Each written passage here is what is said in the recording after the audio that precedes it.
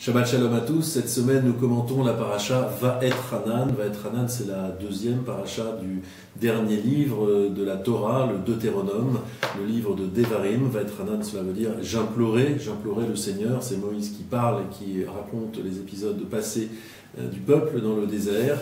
Et nous avions caractérisé la semaine dernière le livre de Deutéronome comme étant le livre de l'Alliance.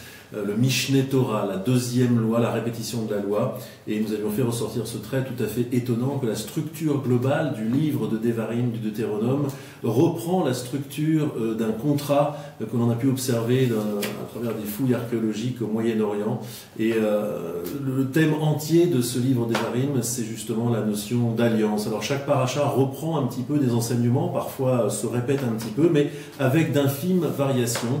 Et nous voulons cette semaine examiner quelques traits particuliers de cette alliance. Tout d'abord, un des traits généraux de cette alliance nous est donné par le verset suivant, c'est le verset du Deutéronome 4, 10. « N'oublie pas ce jour où tu parus en présence de l'Éternel ton Dieu, au Chorev », il s'agit du mont Sinaï, lorsque l'Éternel m'eut dit « Akel li et ha'am, assemble-moi ce peuple, ve'ashmia et varai, et je leur ferai entendre mes paroles. » Plus loin, au verset Deutéronome 4.13, il est dit « Vayaged lachem et brito » et il vous promulgua son alliance. Ce que je veux mettre en avant ce soir, il y a bien des commentaires à donner de ces versets, mais c'est la différence peut-être avec la notion de contrat moderne, les théories du contrat social qui au XVIIe et au XVIIIe siècle ont valu à nos sociétés de se fonder. Eh bien, il y a une particularité tout à fait décisive dans la Bible, c'est dans les théories modernes du contrat, c'est une problématique individuelle. Il y a un état de nature et ce sont les individus qui, pour une raison particulière, soit pour protéger la propriété, soit pour persévérer dans le traître, renoncent à leurs droits pour fonder un droit collectif, on reconnaît là les théories du contrat social, et créent ainsi un peuple et un bien commun.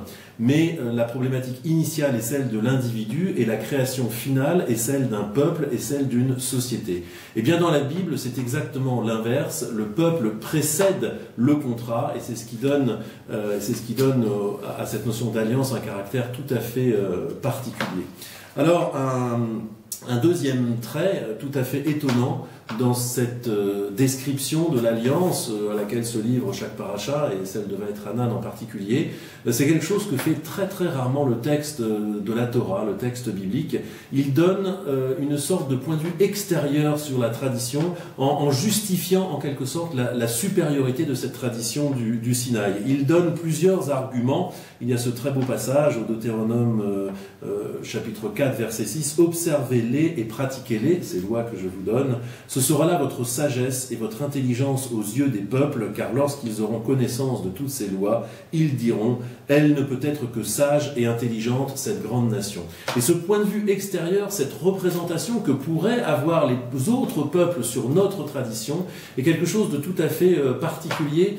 On dit souvent même que c'est une des particularités du judaïsme libéral que de chercher à formuler, à présenter, à justifier de manière globale la tradition, en se souciant justement du regard des autres peuples. Et c'est quelque chose que fait assez rarement le judaïsme traditionnel, que fait assez peu la Torah en général. Et voilà que dans cette paracha, elle le fait en donnant plusieurs arguments, en argumentant au verset 7, 4, 7, du fait de l'accessibilité de Dieu. Quelle autre tradition a un Dieu comme nous accessible, entre autres par la prière? Et quel autre peuple aussi, c'est encore un autre argument, a des lois aussi bien ordonnées que cette doctrine? C'est quelque chose de tout à fait particulier.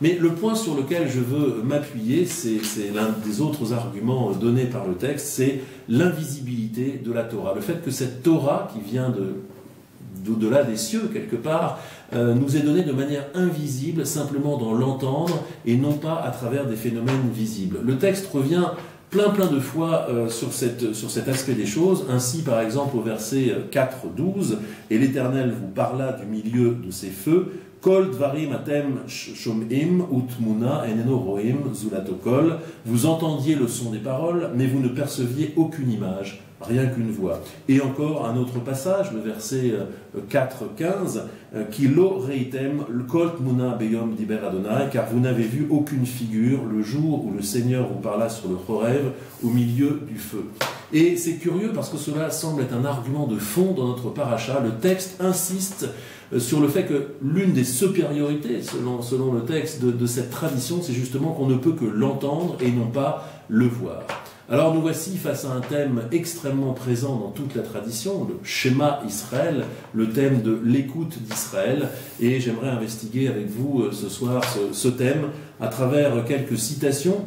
La citation d'un texte de Yaakov Leiner, qui était le fils du Ishbitzer Rebbe, un rabbin chassidique très connu du 19e siècle, et lui-même auteur d'un cantique, d'un texte qui s'appelle le Bet Yaakov, et le voici qui oppose la vision à l'écoute, et il dit « Vu avec une perspective humaine, il semble que la vue est souvent une forme plus précise de connaissance que l'écoute. » Aristote dit ça au début de la métaphysique.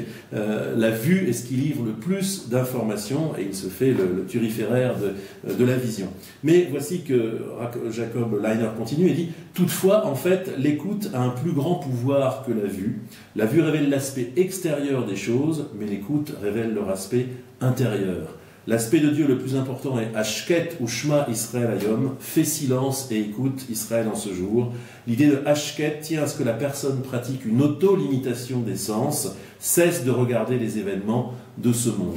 Il y a donc une prééminence de l'écoute qui révélerait non pas le seul aspect extérieur des choses, mais quelque chose de l'intériorité. Les penseurs du 19e siècle ont été nombreux à opposer, par exemple, le paganisme au judaïsme, en insistant sur le fait que, pour le païen, effectivement, Dieu se révèle à travers des formes visibles, à travers l'aspect formidable du monde, les phénomènes, y compris terrifiants, et donc c'est à travers la vue que l'on peut se relier à la divinité, là où le judaïsme, lui, insiste sur le langage. C'est à travers le langage, c'est à travers l'oreille, c'est à travers l'écoute que l'on peut avoir accès au divin.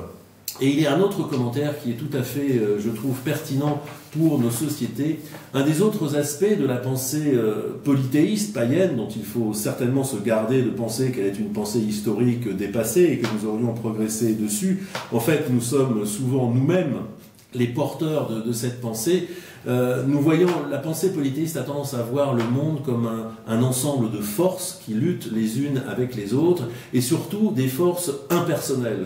Quand on parle, je ne sais pas, du réchauffement climatique, quand on parle d'un tsunami, quand on parle des libres lois du marché, eh bien, nous livrons nos analyses en termes de forces opposées les unes aux autres, forces par rapport auxquelles nous sommes totalement extérieurs et totalement impuissants. Et cette pensée d'un monde livré à des forces impersonnelles nous laisse souvent avec très très peu de choix, sinon le choix de se protéger, et vraisemblablement se protéger de manière individuelle, pour ne pas dire parfois peut-être égoïste.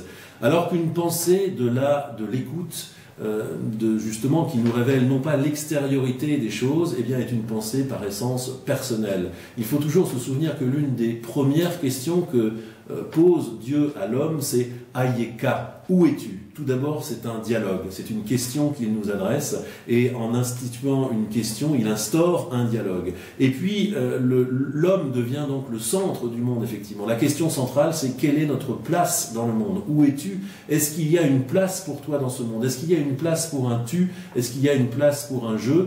Et les choses deviennent éminemment personnelles et non plus simplement un jeu de force aveugle. Il me semble qu'il y a une leçon ici absolument d'une actualité tout à fait pertinente encore aujourd'hui.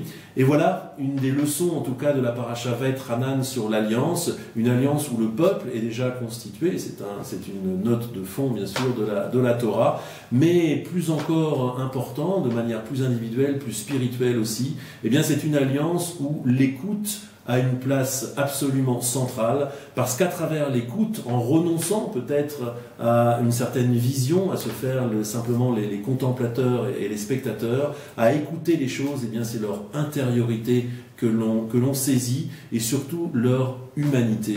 Et c'est peut-être la leçon essentielle que nous livre Vaït-Hanan en ce Shabbat. Shabbat Shalom.